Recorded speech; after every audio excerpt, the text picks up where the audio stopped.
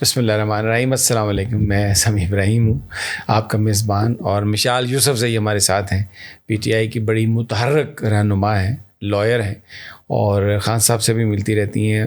بڑی important in کی position ہے پارٹی میں, اس لحاظ سے کہ یہ ان ورکرز میں شامل ہیں جو صحیح سیاسی کام پہ بلیو کرتے ہیں.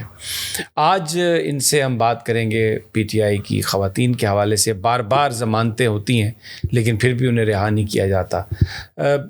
عمومی طور پر جو نام نون ہیں خواتین کے پی ٹی آئی کی جو زیر حراست ہیں, ان میں ڈاکٹر یاسمین راشد صاحبہ ہیں, صنم جاوید صاحبہ ہیں, ختیجہ شاہ صاحبہ ہیں, عالیہ حمزہ صاحبہ ہیں. لیکن ان سے پوچھیں گے کہ کتنی خواتین ہیں, کیونکہ بہت سارے گمنام سپاہی بھی ہوتے ہیں, اور اب پارٹی ان کے لیے کیا کر رہی ہے.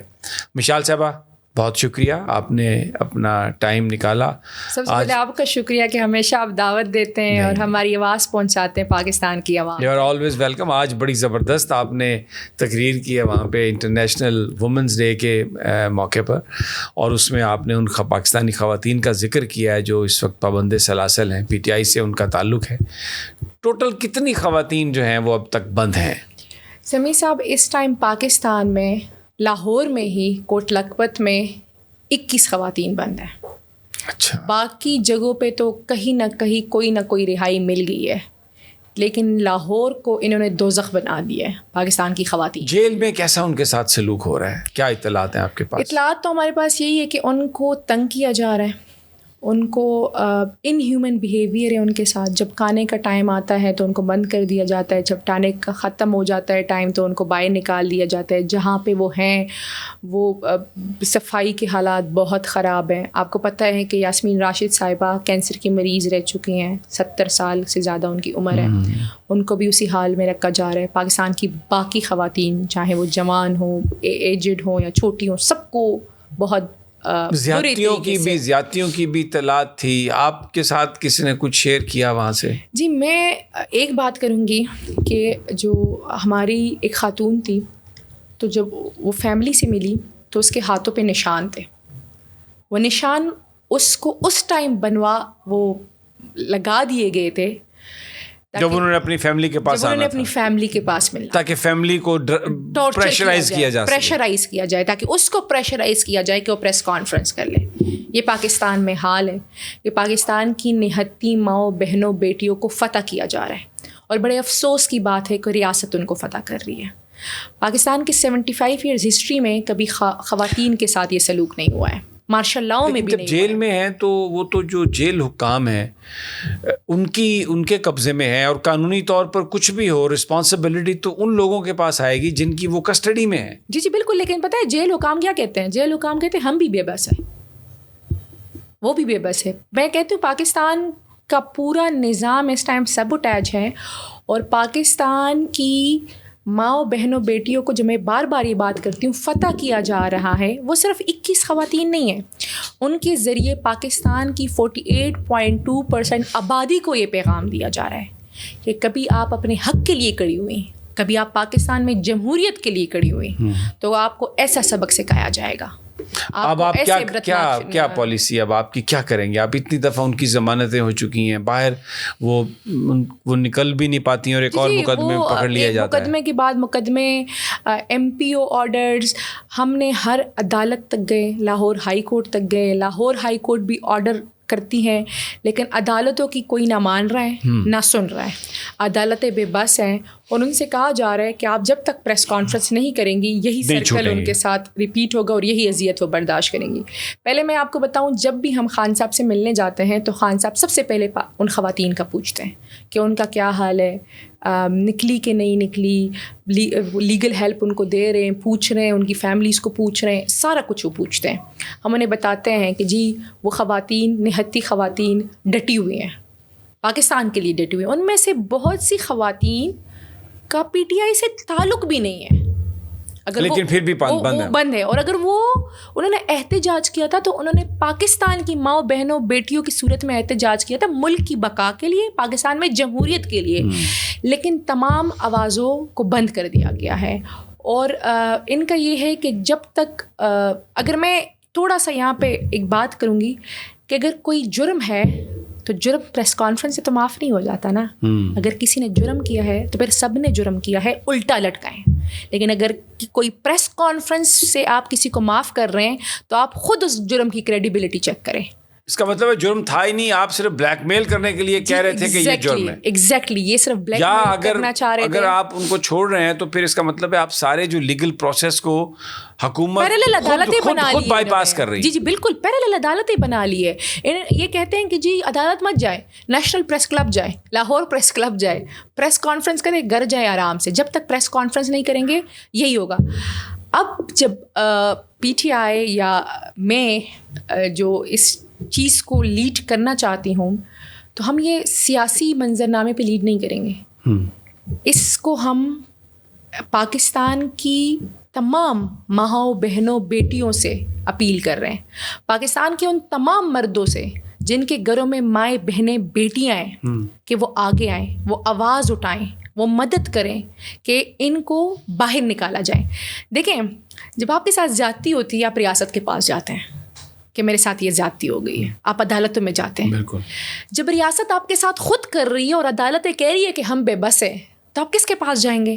آپ پاکستان کی عوام نہیں آواز اٹھانا ہے. بڑی سنگین صورتحال آپ بیان کر رہے ہیں. جی بالکل, یہی سنگین صورتحال ہے, آپ چیک کر لیں جو. اور مجھے افسوس میں کہنے یہ بات کر رہی ہوں کہ ان کے مستقبل تباہ ہو گئے. ایک عورت 3 نسلوں کو بناتی ہے, آپ نے بہت سے خاندان اجاڑ دیے. 21 خواتین تو کوٹ لکھپت میں ہیں.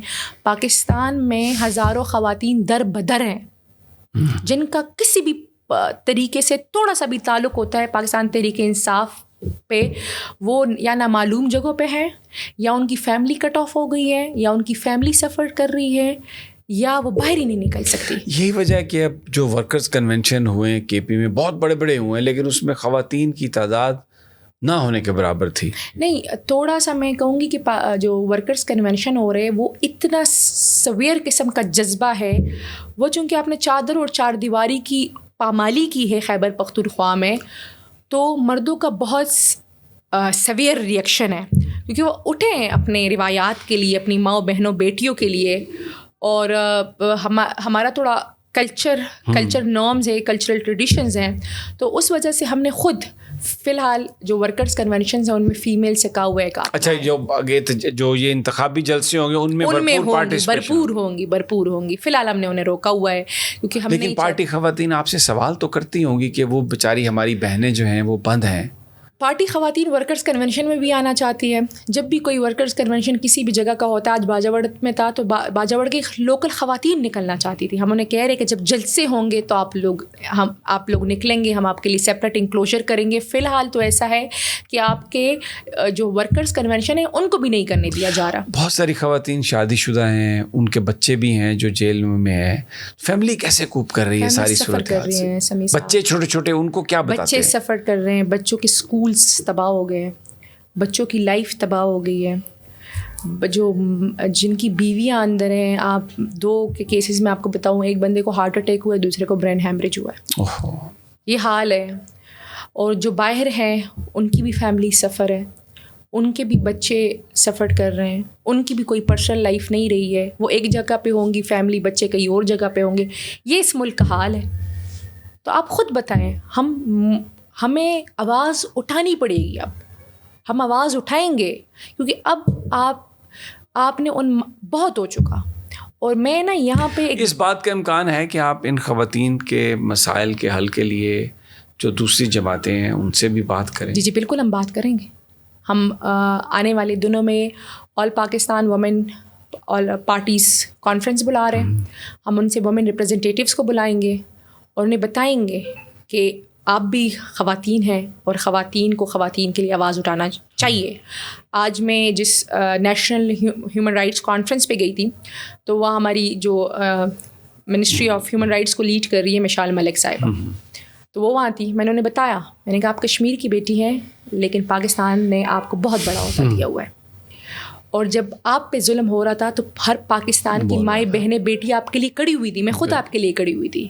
تو آج آپ نے جو آپ کو کرسی اللہ نے دی ہے آپ اس کا یوٹیلائز کریں اور ماؤں بہنوں بیٹیوں کو نکالیں. یہ حل نہیں ہے کہ آپ ان کے بیرک چینج کر رہی ہیں, یا آپ ان کا حل ہے کہ آپ ان کو باہر نکالیں. اور اگر آپ ایسے نہیں کریں گی تو کل یہ کرسی تمام عمر کے لیے نہیں ہے. بالکل. پاکستان میں کبھی نہ کبھی الیکشن ہوگا. جب الیکشن ہوگا تو نئی حکومت آئے گی, نئی منسٹری ہوگی, کوئی اور عہدیدار بیٹھا ہوگا. لیکن آپ کے ساتھ بھی یہی مصیبتیں اور صعوبتیں آپ برداشت کر رہی تھی, ابھی بھی کر رہی ہیں اور بعد میں بھی کریں گی. تو پھر وہ مائیں بہنیں بیٹی آپ کے لیے آواز نہیں اٹھائیں گی, تو آپ آواز اٹھائیں. اور میں نے آج اس سے میں نے یہ بات کی ہے کہ اس جو سارا پروسیس ہو رہا ہے نا, اس کی سب سے ذمہ دار سپریم کورٹ آف پاکستان ہے, پاکستان کی عدلیہ ہے. سپریم کورٹ میں انفارچونیٹلی آج کل جسٹس منیر صاحب کی روح گھوم رہی ہے. لیکن میں پاکستان کے چیف جسٹس قاضی فائز عیسیٰ صاحب سے, چیف جسٹس صاحب سے نہیں, قاضی فائز عیسیٰ صاحب سے, جو اپنے لیے مزاحمت کی ایک بہت بڑی نشانی تھے اپنے دور میں, ان سے میں نے ریکویسٹ کی ہے. تو اپنے لیے تھے نا مزاحمت کی نشانی. جی, تو آپ اب ان کا جو ہے نا وہ ڈیفائننگ مومنٹس ہیں, کیونکہ ان کی بھی یہ کرسی ہمیشہ نہیں رہے گی, 1 سال بعد وہ بھی چلے جائیں گے. چند مہینے ہیں تو بس انہوں نے اپنی ساری زندگی, اپنا کیریئر جس طرح گزارا ہے, تو یہ ان پہ ڈپینڈ کرتا ہے کہ وہ اس کیریئر کو کنٹینیو رکھتے ہیں یا اپنے نام پہ دبا لگا کے یہ کرسی چھوڑتے ہیں. صاف ہو جائے گا دبا, تھوڑا سا تنقید اتنا سا دبا لگتا ہے تو کپڑے سے صاف کر دیتے. تنقید میں اس لیے کر رہی ہوں کیونکہ انہوں نے خود ایک پچھلے سال ایک کانفرنس تھی, میرے خیال سے آسما جہانگیر کانفرنس تھی, تو انہوں نے ہمیں سکھایا تھا کہ آپ تنقید نام کے ساتھ کریں. دا جج از دا پرسن ہو جج, but you people are actually the people who جج دا جج. یہ ان کے الفاظ تھے. تو آج میں ان کو جج کر رہی ہوں اور ان کو بتا رہی ہوں کہ کس طریقے سے انہوں نے اپنی بیگم کے لیے اسٹینڈ لیا تھا. اپنی بیگم لوگوں نے بہت اپریشیٹ کیا تھا, بہت مجھے خود اتنا اچھا لگا تھا کہ پاکستان میں وومن امپاورمنٹ اتنا بڑا میسج. یقین کریں میں نے اس ٹائم ٹویٹ بھی کیا تھا اور میں نے بہت پریس ٹاکس میں بھی بڑا اپریشیٹ کیا, مجھے بہت اچھی لگی تھی وہ تصویر, وہ ایک بہت مضبوط تصویر تھی. تو میں ان سے یہ کہنا چاہ رہی ہوں کہ اگر آپ نے اپنی بیگم کو اپنے ساتھ کھڑا کر کے طاقتوروں کو یہ پیغام دیا ہے کہ آپ عورت کو ٹارگٹ کریں گے, تو عورت ایک بہت مقدس, باعزت, با احترام ذات ہے.